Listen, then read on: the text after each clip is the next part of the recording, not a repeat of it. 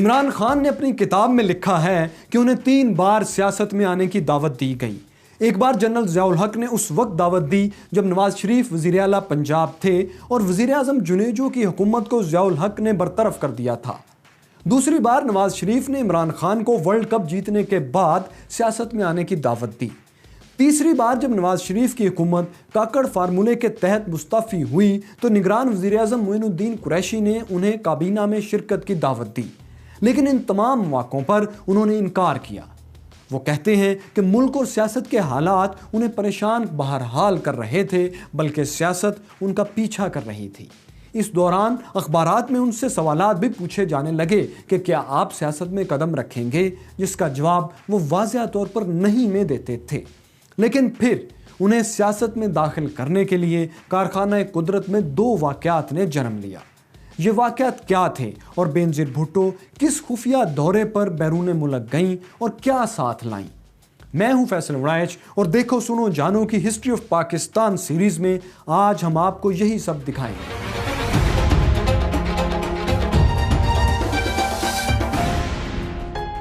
یہ اکتوبر 1994 کی بات ہے کہ شوکت خانم ہاسپٹل کی عمارت مکمل ہو چکی تھی، عملہ رکھا جا چکا تھا، اب اس میں علاج شروع کیا جانا تھا، لیکن فنڈز ختم ہو گئے۔ کہیں سے فنڈنگ نہیں مل رہی تھی اور آغاز کے لیے کم از کم $40 لاکھ کی ضرورت تھی۔ ایسے میں ان کے ایک ساتھی طاہر علی خان نے مشورہ دیا کہ ایک بڑا سا ڈبہ اٹھا کر ڈسکا چلتے ہیں۔ لاکھوں کروڑوں روپے تو کوئی دے نہیں رہا، کیوں نہ عام لوگوں سے 10-20 روپے اکٹھے کیے جائیں۔ ڈسکا میں عمران خان نے ایک بڑے ڈبے کے ساتھ شہر کا چکر لگایا اور کچھ ہی دیر میں 5 لاکھ روپے اکٹھے ہو گئے۔ یہ تجربہ کامیاب رہا اور پھر پورے ملک کے تعلیمی اداروں اور بازاروں میں یہی مہم چلی۔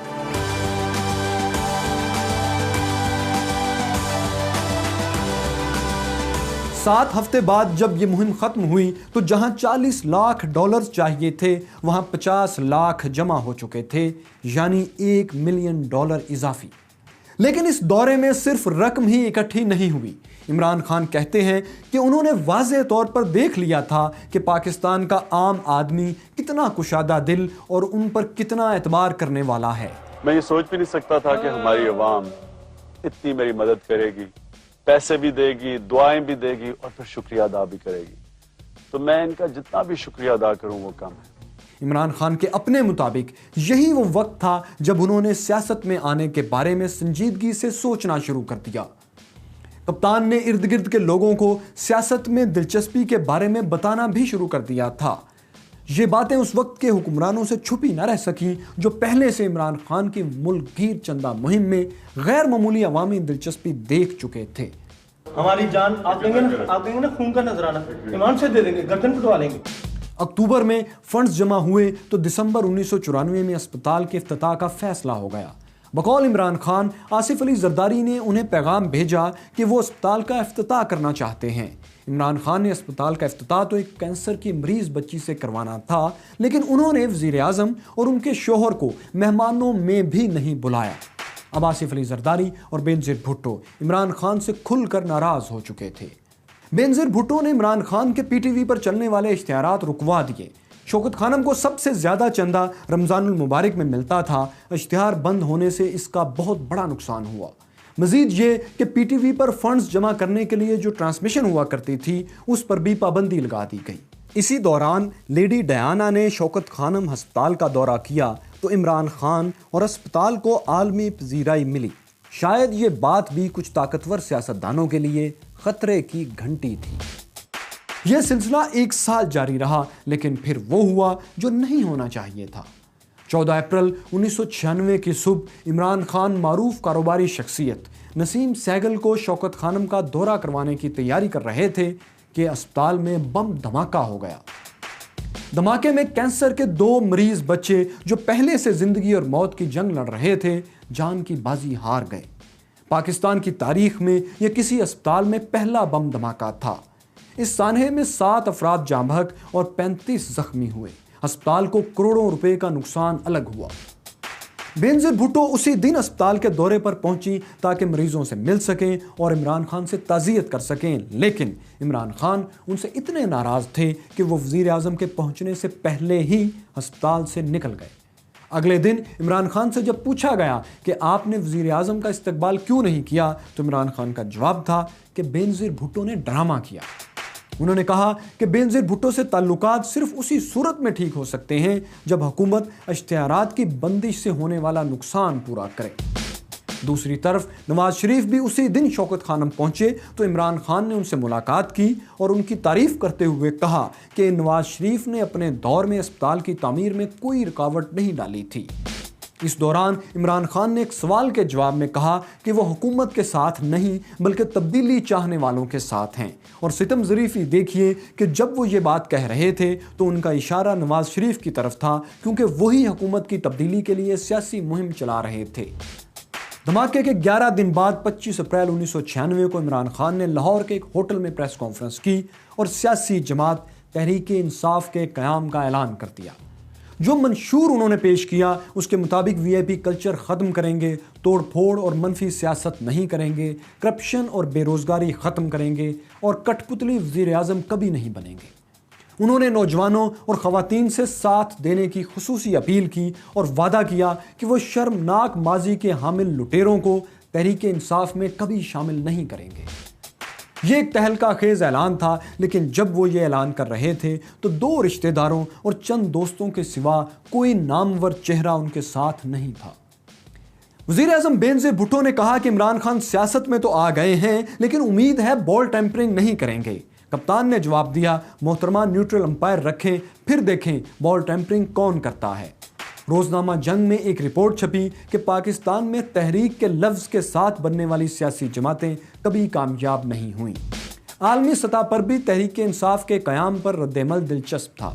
भारत ने इमरान खान को बुनियाद परस्तों का साथी कहा, जबकि ऑस्ट्रेलियाई मीडिया ने तहरीक-ए-इंसाफ के मंशूर को तसव्वुराती करार दिया।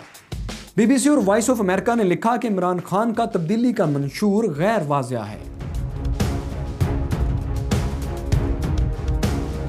जहां बेनज़ीर भुट्टो को मुल्की महाज पर एक नए हरीफ का सामना था, वहीं उन्हें खारजा महाज पर भी एक बड़ा झटका लगा।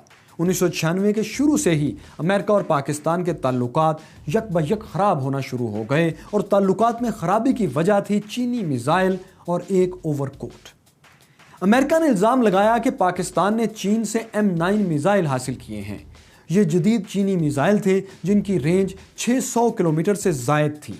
अमेरिका का कहना था कि चीन ने पाकिस्तान को ये मिसाइल फ्राहम करके आलमी कवानीन की खिलाफ वर्जी की है, क्योंकि आलमी कवानीन के तहत कोई भी मुल्क किसी दूसरे मुल्क को तवील फासले तक मार करने वाले मिसाइल या टेक्नोलॉजी ट्रांसफ़र नहीं कर सकता। जबकि चीन का दावा था कि उसने पाकिस्तान को सिर्फ M11 मिसाइल फ्राहम किए हैं जिनकी रेंज 300 किलोमीटर तक थी, और इनसे आलमी कवानीन को कोई फ़र्क नहीं पड़ता। लेकिन अमेरिका ने इसी पर बस नहीं की, बल्कि यह भी इल्ज़ाम लगा दिया कि चीन ने पाकिस्तान को ख़ास रिंग मैग्नेट या एटमी छल्ले भी फ्राहम किए हैं। ये रिंग मैग्नेट यूरेनियम अफजुदा करने वाले गैस सेंट्रीफ्यूजेस को इस काबिल बनाते थे कि इनसे एटमी हथियार तैयार किए जा सकें। इस मसले ने 1 साल पहले बेनज़ीर भुट्टो के कामयाब दौरा अमेरिका को गहना दिया। अमेरिका ने एक बार फिर पाकिस्तान पर सख्त बयानात देना शुरू कर दिए, लेकिन M9 मिसाइल और रिंग मैग्नेट ही पाक अमेरिका तनाज़े की बड़ी वजह नहीं थे, बल्कि एक और मामला ऐसा था जिसने सूरत हाल को ज़्यादा संगीन बना दिया। बेनज़ीर भुट्टो ने हुकूमत संभालते ही दिसंबर 1993 में चीन और फिर शुमाली कोरिया का दौरा किया, तो अमेरिकन इंटेलिजेंस को लगा कि दाल में ज़रूर कुछ काला है। बेनज़ीर दौरे से वापस आईं तो अमेरिकी इंटेलिजेंस ने शोर मचा दिया कि बेनज़ीर भुट्टो असल में शुमाली कोरिया से नोडोंग या रोडोंग नामी लॉन्ग रेंज मिसाइल की टेक्नोलॉजी हासिल करके पाकिस्तान लौटी हैं, और बदले में पाकिस्तान ने शुमाली कोरिया को एटमी टेक्नोलॉजी बेची है। इस मामले पर आज तक अमेरिका पाकिस्तान पर उंगली उठाता है। इस वाक़े के मुतल्लिक बहुत कयास आराइयाँ हो चुकी हैं। बेनज़ीर भुट्टो ने 2004 में एक जापानी अखबार को इंटरव्यू में शुमाली कोरिया से मिसाइल टेक्नोलॉजी खरीदने का एतराफ़ किया था, लेकिन उनका कहना था कि यह टेक्नोलॉजी पैसे देकर खरीदी गई थी। पाकिस्तान ने शुमाली कोरिया को एटमी टेक्नोलॉजी बदले में नहीं दी थी। ताहम 2007 में बेनज़ीर भुट्टो के कत्ल के बाद भारतीय मुसन्निफ श्याम भाटिया ने 2008 में एक किताब शाया की जिसका नाम था गुड बाय शहजादी। श्याम भाटिया वो सहाफ़ी हैं जो सूडान और अफ़गानिस्तान में खाना जंगियों की कवरेज भी कर चुके हैं और भारत में खारजा अमूर के माहिर समझे जाते हैं। اپنی کتاب میں انہوں نے دعویٰ کیا کہ بینظیر بھٹو نے 2003 میں ایک انٹرویو کے دوران ان کے سامنے شمالی کوریا کو ایٹمی ٹیکنالوجی دینے کا اعتراف کیا تھا۔ وہ لکھتے ہیں کہ یہ بات کرتے ہوئے بینظیر بھٹو کی آنکھوں میں ایک چمک تھی اور انہوں نے کہا کہ میں نے شمالی کوریا کو ایٹمی ٹیکنالوجی کی سیڈیز فراہم کی تھی۔ لیکن یہ سیڈیز کتنی تھیں اور انہوں نے یہ کسے فراہم کی، یہ بات بینظیر نے شیام کو نہیں بتائی۔ حالانکہ شیام بعد میں بینظیر سے مسلسل یہ معلوم کرنے کی کوشش کرتے رہے، لیکن وہ یہ راز بینظیر کے منہ سے نہ جان سکے۔ شیام بھاٹیا لکھتے ہیں کہ بینظیر بھٹو نے شمالی کوریا جانے سے پہلے اسلام آباد سے ایک اوور کوٹ خریدا تھا جس کی جیبیں بہت گہری تھیں۔ وہ اسی اوور کوٹ کی جیبوں میں سیڈیز ڈال کر شمالی کوریا گئیں۔ ان سیڈیز میں سینٹریفیوجز کی 100 سے زائد ڈرائنگز اور تصاویر تھیں۔ جواب میں شمالی کوریا کے حکام نے بینظیر کو لانگ رینج میزائل نوڈونگ کا ڈیزائن اور دیگر معلومات سیڈیز میں کاپی کر کے فراہم کی، جنہیں بینظیر بھٹو اسی لمبے جیبوں والے اوور کوٹ میں چھپا کر پاکستان لائیں۔ نوڈونگ میزائل کی رینج 1200 سے 1500 کلومیٹر تک ہے اور یہ آج بھی شمالی کوریا کے استعمال میں ہے۔ اگر شیام بھاٹیا کی سٹوری ٹھیک ہے تو بینظیر بھٹو نے اپنی جان پر کھیل کر پاکستان کو میزائل ٹیکنالوجی سے لیس کیا تھا، کیونکہ اگر امریکیوں کو پتہ چل جاتا کہ شمالی کوریا اور پاکستان کے درمیان ایٹمی اور میزائل ٹیکنالوجی کی خفیہ ڈیل ہو رہی ہے تو امریکہ اسے روکنے کے لیے کسی بھی حد تک جا سکتا تھا۔ اور تاریخ گواہ ہے کہ امریکہ اپنے مفادات کے لیے ایٹم بم بھی استعمال کرتا ہے اور مسافر طیارے بھی گرا دیتا ہے، جیسا کہ اس نے 1988 میں ایرانی مسافر طیارہ گرا دیا تھا اور پھر صرف ہرجانہ ادا کر کے معاملہ ختم بھی کروا دیا تھا۔